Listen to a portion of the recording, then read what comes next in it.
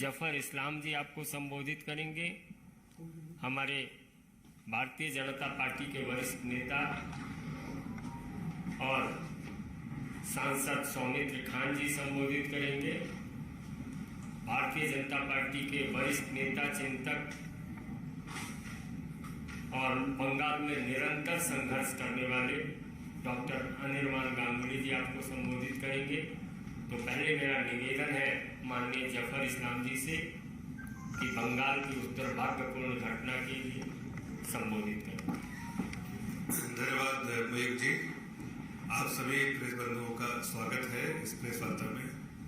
जैसा कि मयूख जी ने बताया कि ये वार्ता जो है, जो घटना घटी है बंगाल में, जो पूरी जनता देख रही है, बंगाल की जनता, जो वहाँ का एक सपना था बंगाल की जनता का कि एक सुनार बंगला देखने का, लेकिन आज बंगाल की जनता रो रही है इसलिए कि एक लाचार बंगला देख रही है, जहाँ पर कानून व्यवस्था बिल्कुल ठप है और जो डेमोक्रेसी जिसकी बात करती है ममता बनर्जी, देश प्रदेश के बाहर पूरे देश में घूम घूम के, लेकिन वहाँ एक तानाशाही अपनी पराकाष्ठा पे है। आज हम आपके सामने दो चार बातें रखना चाहता हूँ। जिस तरह से अभिषेक, जो उनके भतीजे हैं ममता बनर्जी के, टारगेट करते हुए कहा है, किसके बारे में कहा है कि गोली सर पे मार देते, वो बात कर रहे हैं भारतीय जनता पार्टी के उन कार्यकर्ताओं के बारे में जिन्होंने वहां पर भ्रष्टाचार के खिलाफ एक शांतिपूर्ण तरीके से अपनी जो पार्टी की बात है वो उसको जाके रखना चाहते थे, लेकिन जिस तरह से अरेस्ट किया गया, जैसे 30 लोगों को अभी एडमिट है, हजारों लोगों को अरेस्ट किया गया, हमारे कार्यकर्ताओं को, एक आम जनता को जिस तरह से दबाया गया, वो सब कुछ ममता बनर्जी जो है वो पॉलिटिकल वायलेंस से दबाना चाहती है।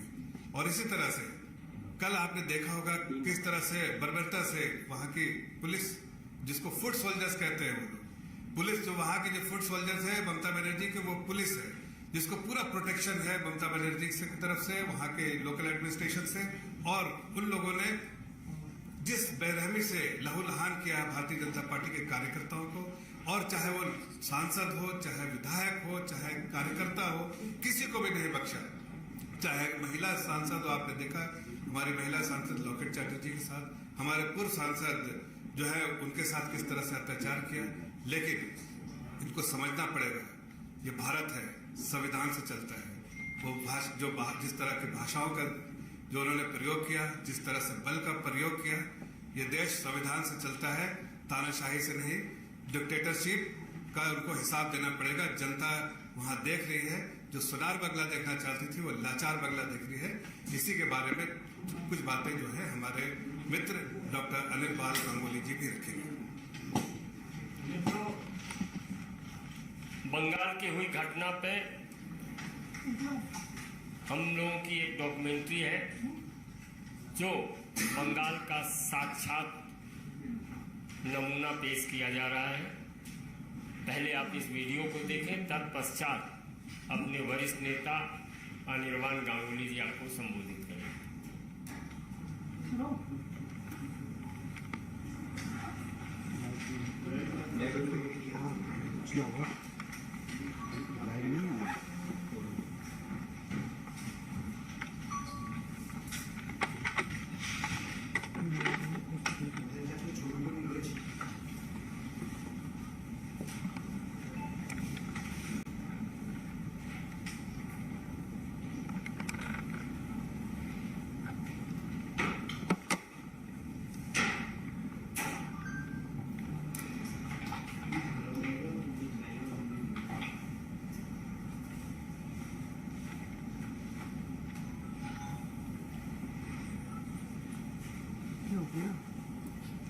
स्क्रीन विजुअल नहीं लेना ना,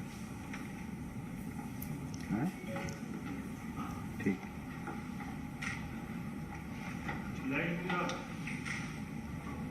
इधर जी, इधर सामने आ रहा है।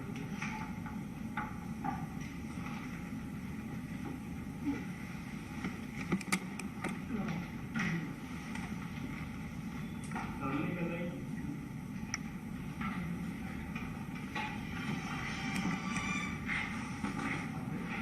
लाइट बंद करो यार।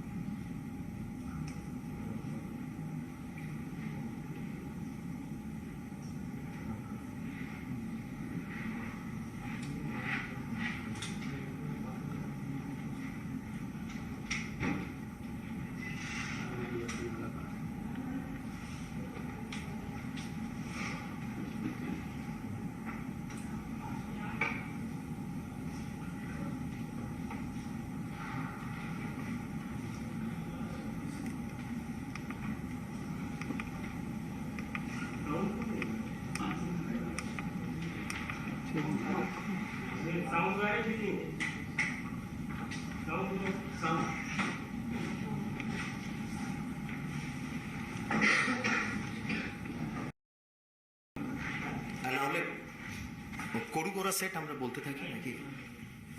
नहीं, लाइट भी ऑफ कर दो इधर वाली, लेफ्ट वाली। हो गया।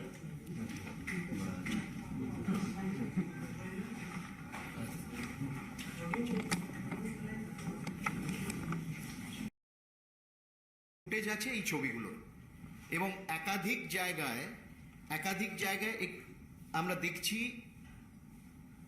যে পুলিশ যারা তারা পাথর ফেলছে, ঢিল ফেলছে।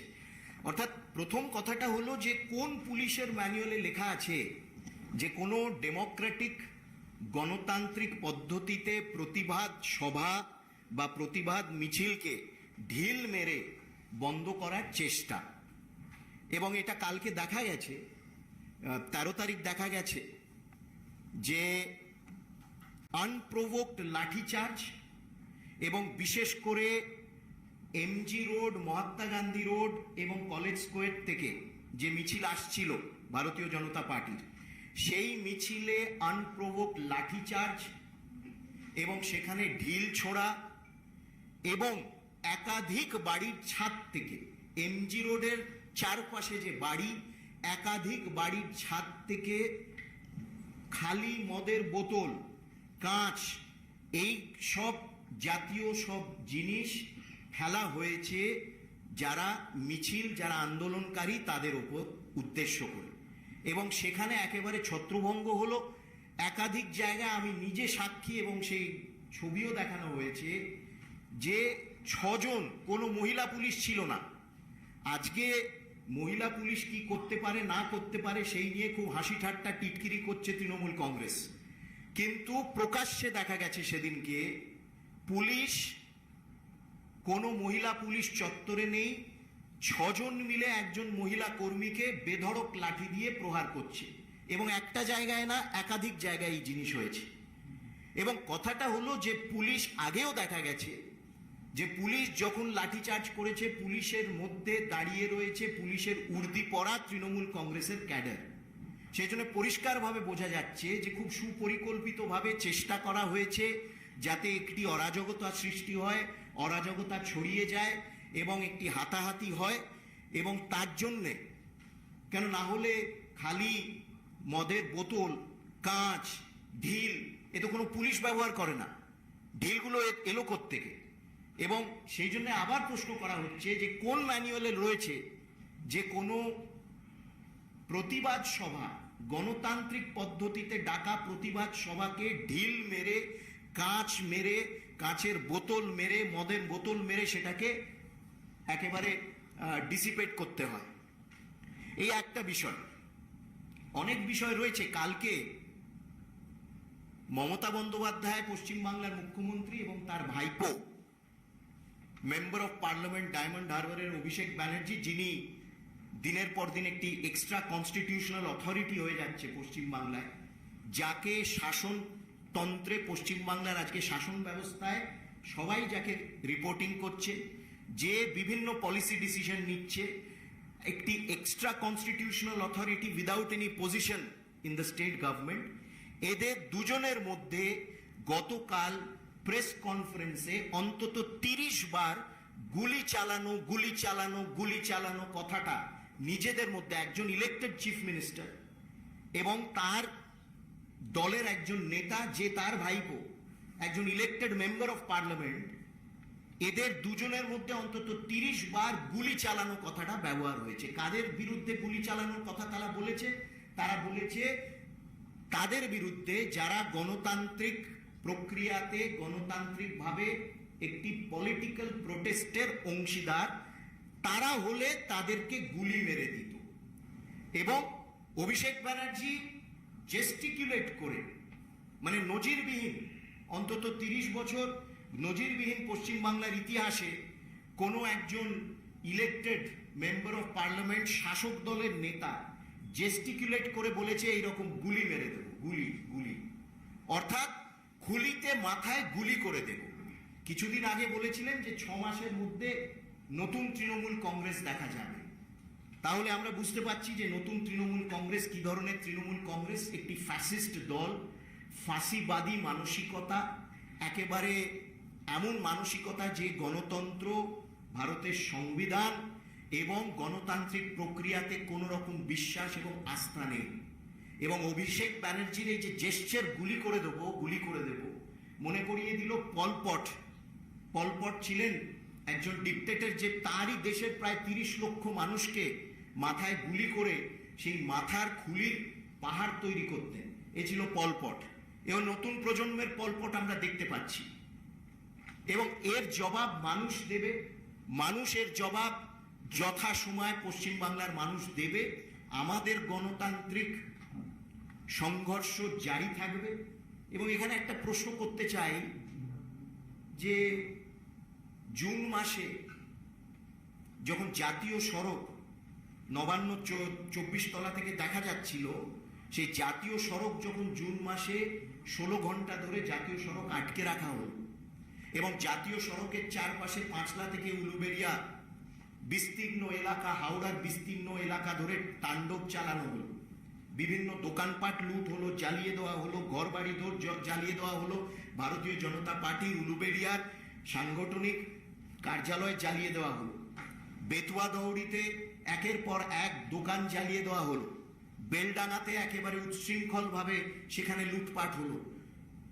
কালিয়াচকে যখন পুলিশ স্টেশন জ্বলল 2016 সালে, তখন তো কারুর মনে হয়নি যে গুলি গুলি গুলি, তখন কারুর মনে হয়নি নাকি এই গুলিটা শুধুমাত্র একটি দল এবং তার কর্মীদের জন্য রিজার্ভ? এই প্রশ্নগুলো থেকে যাচ্ছে এবং একেবারে অগণতান্ত্রিক, ডিক্টেটোরিয়াল, ফ্যাসিস্ট মেন্টালিটি।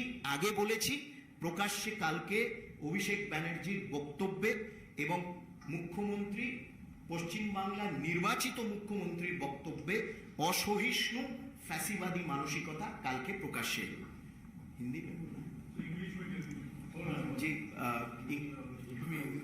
तो एक है कि हिंदी में पहले बोल, हाँ जी।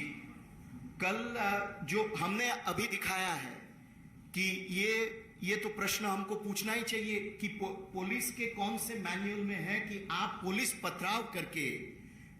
भी पथराव करके एक डेमोक्रेटिक प्रोटेस्ट मीटिंग को भंग करेंगे। ये कौन से मैनुअल में है, ये हम पूछना चाहते हैं पुलिस को। पश्चिम बंगाल के जो पुलिस है, पुलिस तंत्र है, संपूर्ण तरीके से एकदम राजनीतिकरण हुआ है इनका। न सिर्फ पथराव, पुलिस, पश्चिम बंगाल के पुलिस आकर भारतीय जनता पार्टी के जो ऑफिस है, वो ऑफिस में आकर भी कार्यकर्ताओं को वहां पीटा इस प्रोसेशन के बाद। और कई इंटरसेक्शन में, सौमित्र जी बताएंगे, कई इंटरसेक्शन में ऐसा भी हुआ है कि छत से पत्थर फेंका गया, छत से दारू का जो खाली बोतलें हैं, कांच है, ये भी फेंका गया है लोगों के ऊपर जो वहां चल रहे थे भारतीय जनता पार्टी के कार्यकर्ताओं के ऊपर। तो ये तो प्रश्न है कि पुलिस को किसने ये इंस्ट्रक्शन दिया, पुलिस किसके इंस्ट्रक्शन पे ये काम कर रहा था। अनप्रोवोक्ड लाठीचार्ज पुलिस ने शुरू किया। न सिर्फ लोग महिलाओं के ऊपर, पुरुष पुलिस, 6 पुरुष पुलिस एक महिला को पकड़ के लाठी से पीट रहे थे, ये भी लोगों ने देखा है कल। और कल पश्चिम बंगाल के मुख्यमंत्री और उनके भतीजे अभिषेक बैनर्जी आपस में, इन लोगों ने प्रेस कॉन्फ्रेंस किया, प्रेस को संबोधित किया और आपस में कम से कम 30 बार इन्होंने ये शब्द इस्तेमाल किया, गोली मारना, गोली मारना, गोली मारना। और अभिषेक बैनर्जी ने कहा अगर वो होते तो वो सिर पे गोली मारते। ये शब्द उन्होंने प्रयोग किया। एक तो है एक्सट्रीमली अनकॉन्स्टिट्यूशनल, एंटी डेमोक्रेटिक, बोलने से भी बहुत कम बोला जाता है। फैसीवादी मानसिकता है इन लोगों का, इन लोगों का संविधान के प्रति कोई आस्था नहीं है और असहिष्णु टू द पावर इन्फिनिट है ये लोग कोई भी डेमोक्रेटिक ऑपोजिशन को टॉलरेट नहीं कर सकते हैं। और आप सोचिए, हम तो ये पूछना चाहते हैं कि बंगाल के जो बुद्धिजीवी हैं, यहां सारे दिल्ली में बैठे जो आंदोलनजीवी हैं, जो सारे एक एक बात के ऊपर चिट्ठी लिखते हैं भारत के राष्ट्रपति, उपराष्ट्रपति और सब लोगों को, पिछले 24 घंटा एक भी इसका विरोध नहीं किया इस बयान का। एक इलेक्टेड मेंबर ऑफ पार्लियामेंट कह रहा है अगर मैं होता तो मैं गोली मार देता, सिर पे गोली मार देता। तो यही दिखाता है कि पश्चिम बंगाल का हालत क्या है। जनता इसका जवाब देगा। हमारा जो संघर्ष है, गणतांत्रिक संघर्ष, राजनीतिक रूप से जारी रहेगा और इसका अंत हम देखेंगे। पर यह प्रश्न भी मैं यहां पूछना चाहता हूं कि जब इस साल जून में करीब 10 दिन पश्चिम बंगाल जला, हावड़ा जला, नदिया जला, मुर्शिदाबाद जला, आम लोगों का दुकानें जला दिया गया, आगजनी किया गया, पथराव किया गया और एकदम से वहां नेशनल हाईवे 16 घंटा तक ये लोग बंद किए थे, तब किसी को याद नहीं आया कि क्या एक्शन लेना चाहिए। तब अभिषेक बैनर्जी ने कोई स्टेटमेंट नहीं दिया, कोई बयान नहीं दिया। कालिया चौक, आप लोगों को याद होगा कि एक विशाल एक मॉब कालिया चौक में 2016 में पुलिस स्टेशन को अटैक करके, ये सारे तस्वीरें ऑनलाइन अवेलेबल अभी भी हैं, पुलिस स्टेशन को अटैक करके कंप्लीटली पुलिस स्टेशन को इन लोगों ने डिस्ट्रॉय कर दिया था। तब अभिषेक बैनर्जी कहां थे? तब तो उनको नहीं लगा कि ऐसा करना चाहिए। या तो ये सिर पे गोली मारना पश्चिम बंगाल में only reserved for BJP workers, BJP as a party and BJP members या बीजेपी समर्थकों के लिए। ये है पश्चिम बंगाल का परिस्थिति। इसलिए हम लोगों ने ये विषय यहां उठाया और मैं अब बाकी जो अभी जी, अब मेरा आग्रह है भारतीय जनता पार्टी के वरिष्ठ नेता सांसद सौमित्र खान जी से ये आपको संबोधित करें। हम यही बोलेंगे, अभिषेक बंदोपाध्याय का जो नया Trinamool underground leadership, underground mafia जो कहते हैं, अभिषेक बंदोपाध्याय काम बोल दिया। Abhishek Bandopadhyay is a underground mafia with coal scam, with cow smuggling, सब कुछ लेके।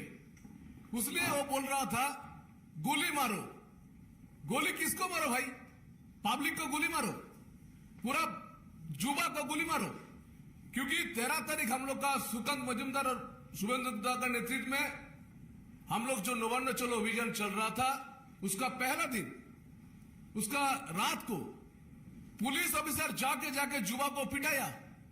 हम लोग यही चाहते हैं भाई, तुम्हारा एसएससी स्कैम हो रहा है, तुम्हारा कोल स्कैम हो रहा है, तुम्हारा काउ स्मगलिंग हो रहा है, तो वहां पे जुबा रास्ते में उतरेगा नहीं तो कौन उतरेगा? तो ममता बनर्जी को पहले हम चाहते हैं जो 1993 में 21 जुलाई 21 जुलाई पहले ममता बनर्जी के कारण में 13 जुबा कांग्रेस का शहीद हुआ था, तो पहले ममता बनर्जी इस्तीफा दे दो। उसके बाद रिजाइन जो घटना घटी थी उसके लिए ममता बनर्जी को इस्तीफा देना चाहिए था, क्योंकि उस दिन कोलकाता में बहुत सारे बास जला। फिर भी उसके बाद 2006 में पश्चिम बंगाल विधानसभा में ममता बनर्जी ने तोड़फोड़ किया, उसके लिए ममता बनर्जी को इस्तीफा देना चाहिए था।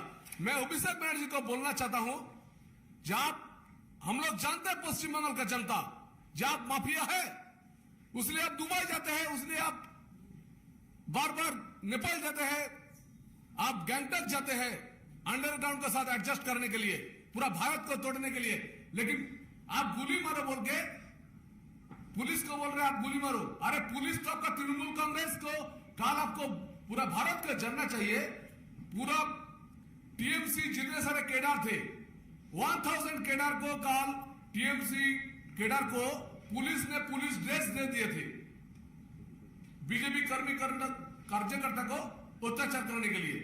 एमजी रोड से हमारा लीडर होनीबंदा और हमारा जबर जी ने कहा है जो एमजी रोड हावड़ा में ऊपर से दारू का बोतल फेंक किया। हावड़ा में मैंने था 17 में। अरे भाई कभी देखा है नेशनल हाईवे के ऊपर जेसीबी चला के उसको तोड़ फोड़ करके स्टील लगाने के लिए? जैसे हम लोग टेररिस्ट है। पुलिस बोल रहा है भाई भारतीय जनता पार्टी का टेररिस्ट जुआर है, ये क्या बात है? तो आज जो घटना घटी तृणमूल कांग्रेस ने शुभेंदु दा के ऊपर और सुकांत दा के ऊपर अटैक करने वाले थे। उसने महिला देखे, वो बोल रहा था महिला देखे कुछ घटना घटने के लिए वो तैयार कर रहा था, लेकिन हम लोग को पता चल गया था। इसलिए under mafia Abhishek Bandopadhyay he is the most under mafia leader है। इसलिए दुबई जाते हैं, वो चाहते हैं पूरा बंगाल को खत्म करने के लिए। जो ममता बनर्जी 10 साल में हमारा पूरा बंगाल को पीछे कर दिया, एसएससी जो एग्जाम था वो भी पीछे कर दिया, सब कुछ खत्म कर दिया, पूरा भारत का मिलती है। चलिए रास्ता नमिए, ममता बनर्जी का 100% झूठे बात बोलती है। अब आपके जो भी प्रश्न हो डॉक्टर अनिर्बान गांगुली जी उनका जवाब देंगे।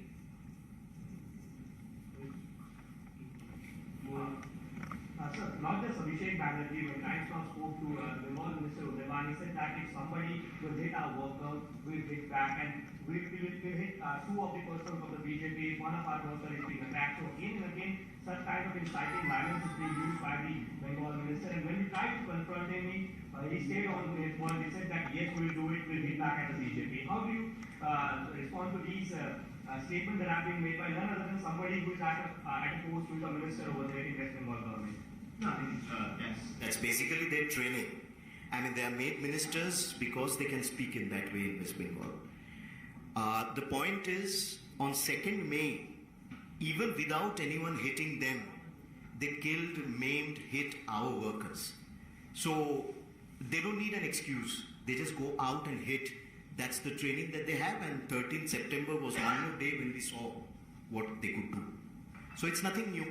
It's their mindset, and as I said, that mindset came out very clearly yesterday when their second supreme leader said that he would shoot people in the head.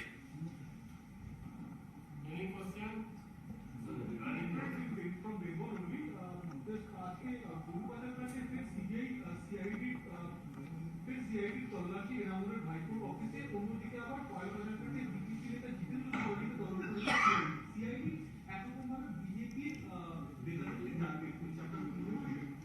নিশ্চয়ই সিআইডি 3 বছর 2 বছর ধরে নাকে সর্ষের তেল দিয়ে ঘুমোচ্ছিল, এখন হঠাৎ তাদের জিতেন্দ্র তিওয়ারি শুভেন্দু অধিকারীর কথা মনে পড়েছে।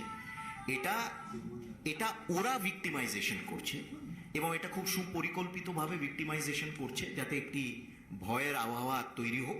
কিন্তু পশ্চিমবাংলার মানুষ তো দেখেছে কার বাড়ি থেকে কত ট্রাঙ্ক বেরোলো, কার বাড়ি থেকে কত বস্তা বেরিয়েছে, এবং পশ্চিমবাংলার মানুষ আস্তে আস্তে ঘৃণা করতে আরম্ভ করেছে ওদের। ওই জন্য সিআইডি দিয়ে ধমকানো চমকানো এইসব আর কাজ দেবে না।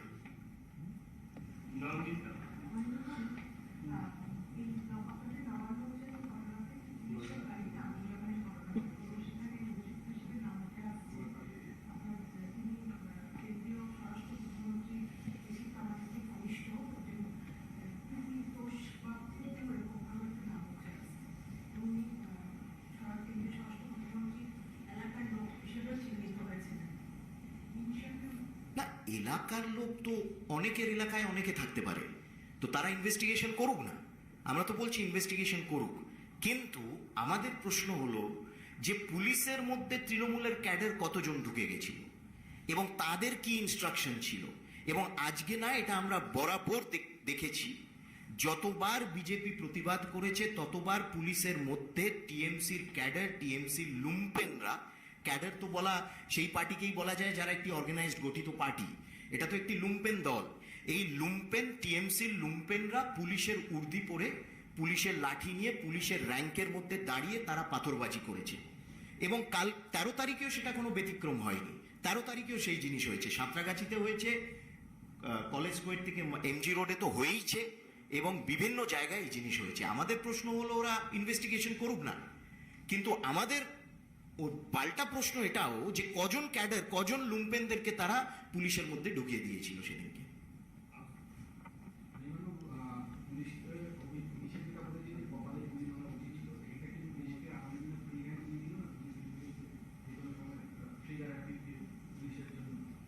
নিশ্চয়ই, নিশ্চয়ই। এবং এটা হলো ইঙ্গিত, এটা হলো ইঙ্গিত, এটা হলো একটি মানে হিটলেরিয়ান স্ট্যালিনিস্ট ওয়ার্নিং তারা বিজেপিকে দিচ্ছে যে আগামী দিনে তোমরা যদি ভাবো যে কলকাতার পথে ঘাটে আবার আন্দোলনে নামবে, তোমাদেরকে এই করা হবে, মাথায় গুলি করা হবে। সেই জন্য বলেছি it is a combination of Hitler, Stalin, Himmler এবং পলপট। আজকে পশ্চিমবাংলার দুর্ভাগ্য এই যে একটি নির্বাচিত সরকারের জনপ্রতিনিধিরা এই রকম ভাষা প্রয়োগ করছে, এবং বুদ্ধিজীবীরা, সকল পশ্চিমবাংলার বুদ্ধিজীবীরা যারা একসময় স্টেজে দাঁড়িয়ে ক্যা ক্যা ছি ছি করেছিল, তারা চুপ করে আছে। কোথায় গেল যোগেন চৌধুরী, কোথায় গেলেন সুবোধ সরকার, কোথায় গেলেন অপর্ণা সেন?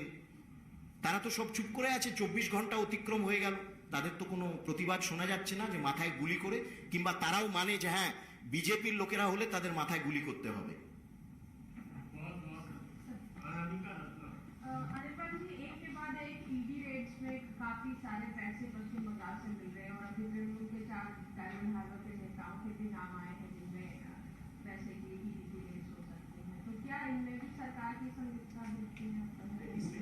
इसमें भी सरकार के कनेक्शंस देखते हैं आप? हाँ हाँ, देखिए डायमंड हार्बर में अगर कोई पकड़ा जाता है तो उसका तो ताल्लुकात किनके साथ है हम जानते ही हैं, क्योंकि डायमंड हार्बर के एकदम नायक जो हैं वो डायमंड हार्बर के मेंबर ऑफ पार्लियामेंट है। कुछ दिन पहले उन्होंने कहा था डायमंड हार्बर मॉडल, सबको अब इच्छा होता है कि गुजरात मॉडल जैसा हम भी अपना मॉडल बनाएंगे। तो ये डायमंड हार्बर मॉडल दिखा है लोगों को कि एकदम ये है ड्रग ट्रैफिकिंग का मॉडल है, ये one of the most violent model है जो कि विरोधियों को गोली से मार दिया जाता है। तो यही डायमंड हार्बर मॉडल है जो पश्चिम बंगाल के नियति में अब दिखता है।